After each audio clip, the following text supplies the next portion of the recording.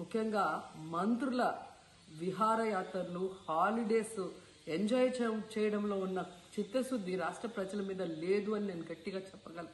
ఇదేదో నేను విమర్శించడానికి చెప్పటం లేదు.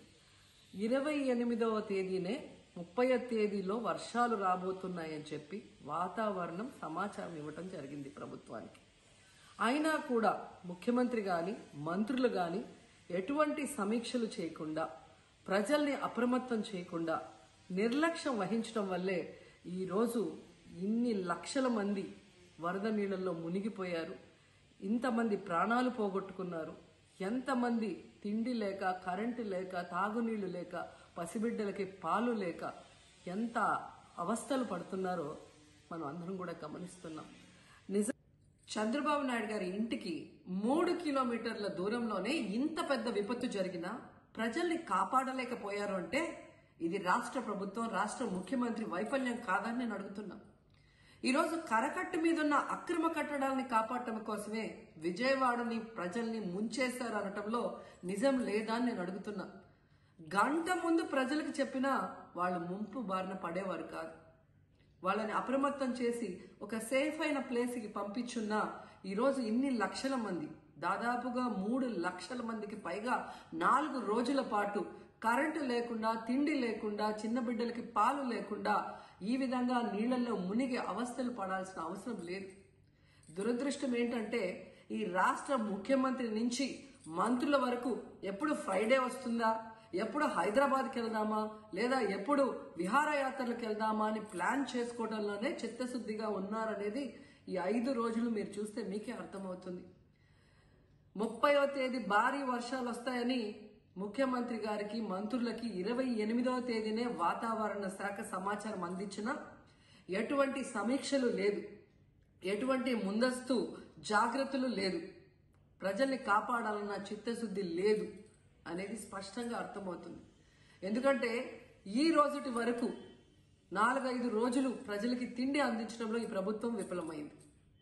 కనీసం ఇది జరిగినప్పుడు సీఎం గారు పనిచేయట్లేదు, వయసు అయిపోయింది. డిప్యూటీ సీఎం గారు, పంచాయతీరాజ్ శాఖ మంత్రి గారు కనీసం తన శాఖను అప్రమత్తం చేసి ప్రజల్ని కాపాడాల్సిన బాధ్యత ఉన్నా ఈ రోజు 5 రోజుల వరకు ఆయన అసలు విజయవాడ వైపే రాలేదు.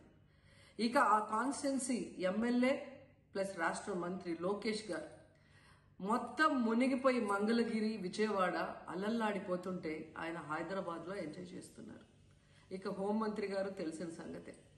ఇక్కడ బ్రీచెస్ ఏర్పడినాయో ఇంచుమించుగా 3 బీచెస్ ఇక్కడ ఏర్పడిన కూడా చాలా దగ్గర చూసుకోమని మన గౌరవ ముఖ్యమంత్రి గారు నారా చంద్రబాబు నాయుడు గారి ఆదేశాల మేరకు ఇరిగేషన్ మినిస్టర్ గారు నిమ్మల రామానాయుడు గారు గత 3 రోజులుగా రాత్రి పగలు ఇక్కడే ఉండి ఎట్టి పరిస్థితుల్లోనే ఈ వాటర్ ఫ్లోని ఆపాలి, వాటర్ ఫ్లోని అరికట్టాలి, ఇక్కడ అరికడితేనే కానీ అక్కడ విజయవాడలోకి వచ్చే ఆ ముంపు అన్నది తగ్గదు అనే ఉద్దేశంతో నిద్రాహారాలు మాని నాయకుడు తాలూకా ఆదేశాల మేరకు ఇల్లు వాకిలి వదిలి ఇదే గట్టు మీద నిద్రాహారాలు మాని ఉన్న నిమ్మల రామానాయుడు గారికి ప్రత్యేకంగా నేను ఆంధ్రప్రదేశ్ ప్రజలందరి తరఫున, డిజాస్టర్ మేనేజ్మెంట్ తరఫున ధన్యవాదాలు, నమస్కారాలు తెలియజేసుకోవాలి. ఎందుకంటే నేను ఇక్కడికి వచ్చాను, ఒకసారి చూద్దాము అసలు బుడమేరు విషయం ఎలా ఉంది ఏంటనేది చూద్దామని చెప్పి ఈ రోజు ఇక్కడికి రావటమే చాలా కష్టం వచ్చి ఇక్కడికి ప్రయాసం వచ్చి ఇక్కడ రావడం జరిగింది. ఇక్కడికి వచ్చిన తర్వాత ఇక్కడ వర్క్ చూస్తా ఉంటే అసలు నిజంగా ఇలాంటి వర్క్ ఉన్న చోటకి జగన్మోహన్ రెడ్డి ఒక్కసారి ఇక్కడ తీసుకురావాలి. ఎందుకంటే బుడమేరు అంటే ఒక నది, బుడమేరు గేట్లు ఎత్తాడు, బుడమేరు అంటే ఏంటో కూడా తెలియని వ్యక్తి సీఎం అయిపోయి 5 సంవత్సరాలు ప్రజల తాలూకా కష్ట నష్టాలని పక్కన పెట్టి సుమారుగా 5 సంవత్సరాలు కూడా తన లాభాపేక్ష గురించి పరిపాలించిన వ్యక్తి ఈ రోజు బయటకు వచ్చి నోటికి వచ్చినట్టు మాట్లాడుతూ ఉంటే మళ్ళా పైగా ప్రజలందరినీ భయభ్రాంతులకు గురి చేయడం. ఏదో బుడమేరు లెవెల్ పెరిగిపోయింది, మళ్ళా వాటర్ అంతా కూడా విజయవాడ మీదకి వచ్చేస్తుందట, ఇలాగంట అలాగంటే సాక్షిలోని నోటికి వచ్చినట్టు రాయడం. అసలు ఈ వాస్తవ పరిస్థితి తెలుసుకోవాలి, వాస్తవ పరిస్థితి ప్రజలకు తెలియజెప్పాలనే ఉద్దేశంతో ఈ రోజు నేను రామానాయుడు గారి ఆధ్వర్యంలో ఇక్కడికి రావడం జరిగింది. ఇక్కడికి వచ్చిన తర్వాత ఆల్రెడీ 3 ఇక్కడ చాలా ఈ బ్రీచెస్ వేయడం కూడా చాలా కష్టం, కట్టడం చేయడం కూడా చాలా కష్టం. ఎందుకంటే మొత్తం లూజ్ సాయిల్, ఈ లూజ్ సాయిల్ మీద చాలా కష్టమైన పరిస్థితుల్లో ఎట్టి పరిస్థితుల్లోనే కూడా ఇటువైపు ఒక బ్రీచ్ క్లోజ్ చేయాలని ఉద్దేశంతో ఒక బ్రీచ్ ఆల్రెడీ క్లోజ్ చేసి సక్సెస్ఫుల్ గా పూర్తి చేయడం. ఈ రోజు ఈవినింగ్ కల్లా మన 2వ బ్రిడ్జ్ పూర్తి చేయడానికి సమాయత్తం అవడం, 3వ బ్రిడ్జ్ కూడా పూర్తి చేసి ఈ రోజు నేను చెప్పి ఇరిగేషన్ మినిస్టర్ గారు కానీ అధికారులందరూ కూడా సమాయత్తం అవడం. ఇవన్నీ చూస్తా ఉంటే చంద్రబాబు నాయుడు గారు తాలూకా చిత్తశుద్ధి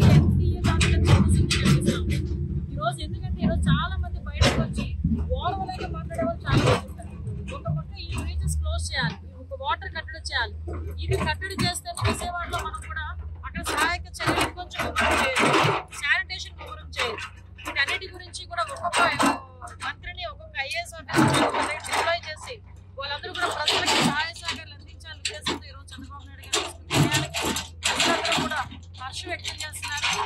ఒకటేంటంటే జగన్మోహన్ రెడ్డి పని విమర్శలు చేయడమే. నేను ఒకటే చెప్తున్నా, జగన్మోహన్ రెడ్డి నిర్మలా ఒక్కసారి ఇక్కడికి రావయా, ఒకసారి పొడిచి ఏదో తెలుస్తుంది, ఎలా చేయించాలో కూడా నీకు తెలుసు.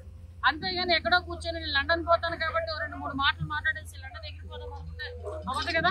ఈ రోజు ఒకటే చెప్తున్నాం, నాయకుడు చిత్తశుద్ధి ఉంది. ఆ నాయకుడు కింద పనిచేస్తున్న మా మంత్రులందరికీ చిత్తశుద్ధి ఉంది, ఎమ్మెల్యేలందరికీ చిత్తశుద్ధి ఉంది, ఓవరాల్ గా ఎన్డీఏ కూటమికి చిత్తశుద్ధి ఉంది. ఎట్టి పరిస్థితుల్లోనైనా ప్రజలందరూ